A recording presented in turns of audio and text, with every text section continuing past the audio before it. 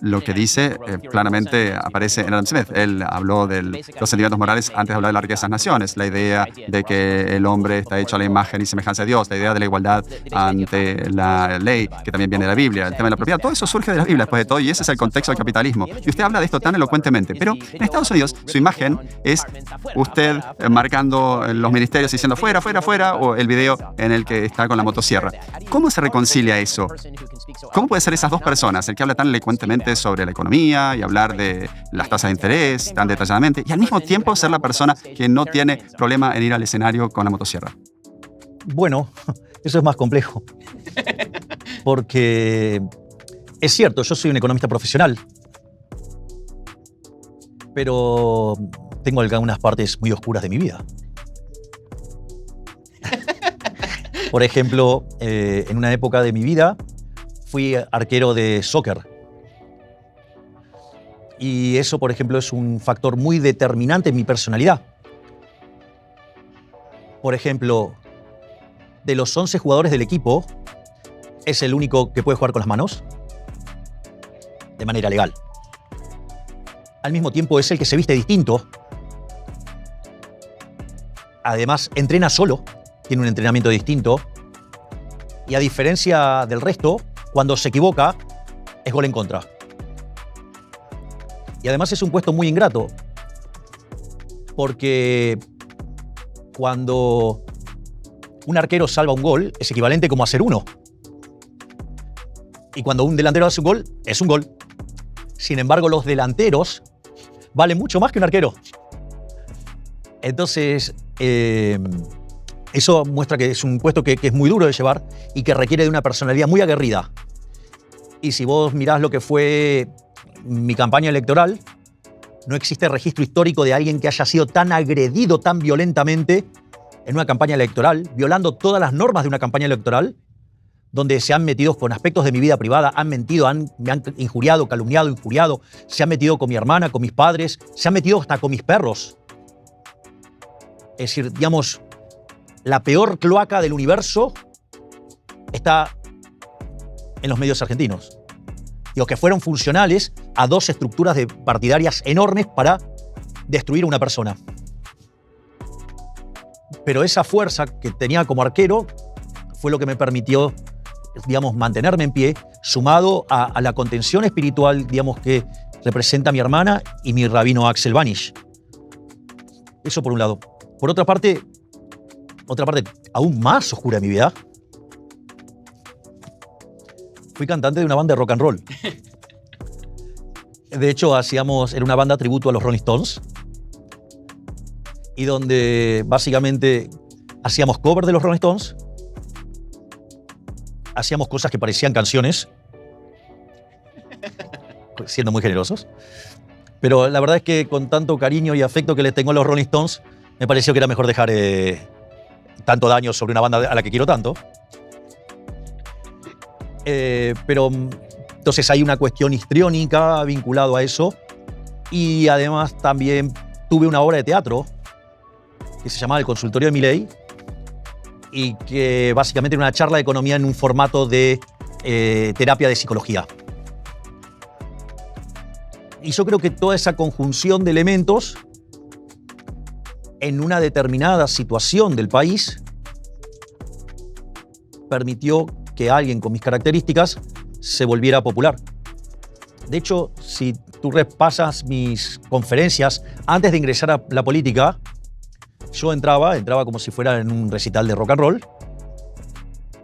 y era muy interesante porque yo arrancaba dando las gracias diciendo muchas gracias por tanto error tipo 2. Porque el error tipo 1 es cuando haces todo bien y te sale mal, y el error tipo 2 es cuando haces todo mal y te sale bien. Entonces, ser economista no es muy popular. Ser un economista matemático, muchísimo menos. Especialista en temas de crecimiento económico, mucho menos en un país que estaba enfermo de keynesianismo. Y además, liberal en un país de izquierda. Por lo tanto, por definición, la gente debería odiarme. Bueno, el error es tan grande que me convirtió en presidente. ¿Cómo fue esto de pasar del mundo de los medios y los paneles al mundo de la política? Yo, por supuesto, estoy en Estados Unidos, hablo con legisladores todos los tiempos, hablando de lo que es decir las cosas que uno quiere decir realmente y después en el mundo de la política que uno tiene que decir las cosas que puede decir. ¿Ha sido muy difícil la transición de, por ejemplo, comentarios en paneles a presidente? Nada. De hecho, porque así como yo iba a los paneles, seguía dando clases en la universidad y daba conferencias en teatros ya muy grandes. Y con mi hermana íbamos notando que nos íbamos haciendo más populares, porque no solo llenábamos teatros muy grandes en Argentina, sino también lo hacíamos en el exterior. Entonces la batalla cultural estaba funcionando muy bien. Y en realidad los medios de televisión eran una forma de hacer publicidad a mi trabajo y eso me permitía generar más conferencias y ganar más dinero. Pero cuando llegó al poder Alberto Fernández, dentro de sus asesores, alguien que hoy es diputado, que se llama Leandro Santoro, iba por los medios pidiendo que se me censurara. Y de hecho empezó a haber una censura sobre los liberales. Los dejaron de invitar a los programas y de haber 20 liberales dando vueltas por los medios de comunicación, el número se achicó sustancialmente. Creo que con suerte quedamos 5, pero es como una exageración. Y lo único que a mí me sostenía era el rating. Es decir, que la gente me acompañaba con el rating. Y cuando vimos cómo la censura se estaba haciendo muy profunda, nosotros con mi hermana consideramos que eso podía estar afectando nuestra capacidad de generar ingresos. Y entonces, frente a esa situación, dijimos, bueno, a esta gente hay que disputarles donde les duele. Y ahí decidimos meternos en política, que también fue muy complicado, porque primero dijeron que no podíamos armar partido, y lo hicimos. Después dijeron que no podíamos pasar las PASO, es decir, que no íbamos a conseguir el 2% de los votos. Después nos dijeron que íbamos a perder contra el voto en blanco. Después nos dijeron que íbamos a perder contra la izquierda por goleada. Y al final terminamos sacando 17% de los votos, digamos, en la capital federal. Y cuando asumimos, además, también nos trataron de manera muy grosera en el canal del Congreso, que se llama Congreso TV, Diputados TV, un periodista que yo lo conocía de A24, de una manera muy agresiva, me dijo, bueno, pero ¿qué pueden hacer ustedes si van a ser 2 diputados nada más que en 257? Y yo le contesté con el libro de Macabeos 1, 3:19, que dice que la victoria en la guerra no depende de la cantidad de soldados, sino de las fuerzas que vienen del cielo. Y cuando por una idea extraordinaria, genial, fabulosa de mi hermana, sorteamos la dieta, se anotaron 1 millón de personas. Y hicimos un acto en Mar del Plata y fueron más de 10.000 personas. Y después fuimos a Rosario y fueron 15.000 personas. Y ahí decidimos que esto daba para lanzarnos a la presidencia. Y efectivamente lo hicimos y hemos llegado a tener presentaciones. Yo creo que la de Córdoba, la de Rosario superó ampliamente las 100.000 personas y probablemente la de Córdoba superó las 200.000 personas. Y terminamos ganando contra todo pronóstico por 12 puntos de diferencia. Te cuento una anécdota divertida. Nosotros estábamos esperando los resultados y nos traían bocas de urna. Y cada vez que nos traían un boca de urna que daba más que 3-4%, los tirábamos. Decíamos, esto no puede ser, y lo tirábamos. Y fue muy interesante porque en un momento me vinieron a saludar un montón de amigos de la colectividad judía y éramos muchísimos.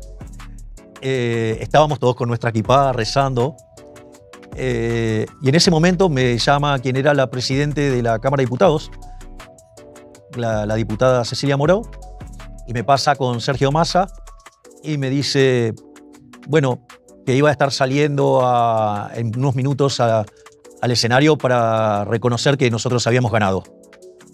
Y ahí, digamos, ¿cómo que ganamos? O sea, era, ok, ganamos. Y bueno, nos pusimos todos a festejar. Y en ese contexto, bueno, después nos enteramos que habíamos ganado por 12 puntos. Y bueno, y ahora estamos haciendo honor a lo que dijimos en campaña. Porque si hay algo que me caracteriza a mí es que yo digo lo que pienso y hago lo que digo. Y nosotros dijimos que íbamos a hacer esto. La gente tiene claro, nosotros le dijimos siempre, nosotros hicimos campaña diciendo que íbamos a ajustar. Nosotros hicimos campaña con la motosierra. Nosotros decíamos afuera y llegamos y llevamos la cantidad de ministerios a la mitad. Es decir, que hubo afuera intenso. Y además dijimos que íbamos a hacer un ajuste muy fuerte y que íbamos a sufrir en la primera etapa, pero que después íbamos a salir. Y todo eso se está cumpliendo. Y por eso la gente apoya, porque tuvimos la valentía de decirle la verdad. Y por eso está desorientada la casta política. Porque siempre engañaron a la gente y siempre le dijeron lo que querían escuchar. Y nosotros le dijimos que íbamos a hacer lo que había que hacer para salir de este pozo. Por eso es que creo que el dato importante es que tengo la sensación de que la sociedad argentina ha madurado y ha decidido abrazar las ideas de la libertad para definitivamente salir adelante. Quiero su lista de autores favoritos. ¿Quiénes son sus economistas favoritos? Mis autores favoritos, sin lugar a dudas, son Murray Newton Rothbard. También, siento un placer enorme cuando leo a Ludwig von Mises. Obviamente, Friedrich von Hayek. Y ya después, en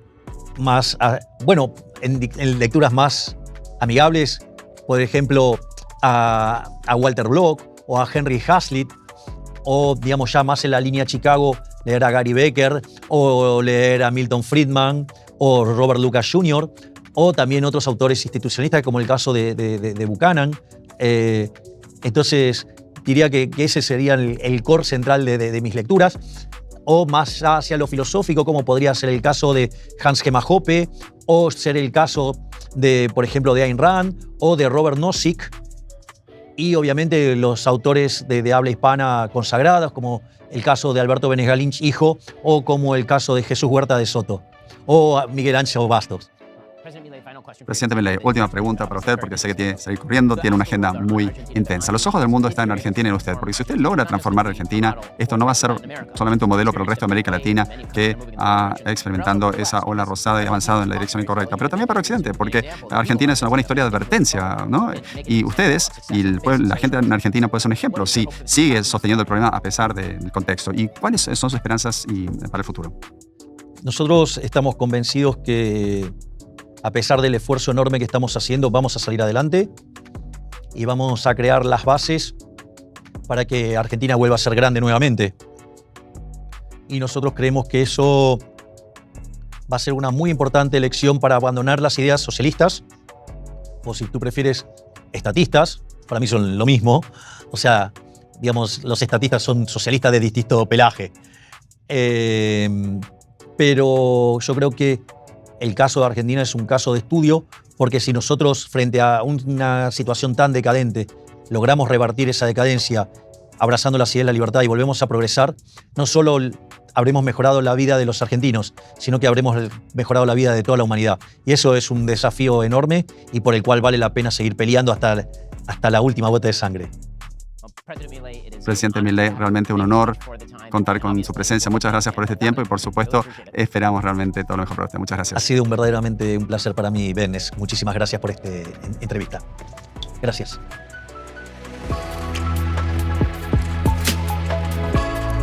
The Ben Shapiro Show Sunday Special is produced by Savannah Dominguez Morris. Associate producer is Jake Pollack. Editing is by Jim Nickel. Audio is mixed by Mike Coromino. Post-production is managed by Matt Kemp. Camera and lighting is by Zach Ginta. Hair, makeup, and wardrobe by Fabiola Cristina. Title graphics are by Cynthia Angulo. Executive assistant, Kelly Carvalho. Executive in charge of production is David Wormus. Executive producer, Justin Siegel. Executive producer, Jeremy Boring. The Ben Shapiro Show Sunday Special is a Daily Wire production.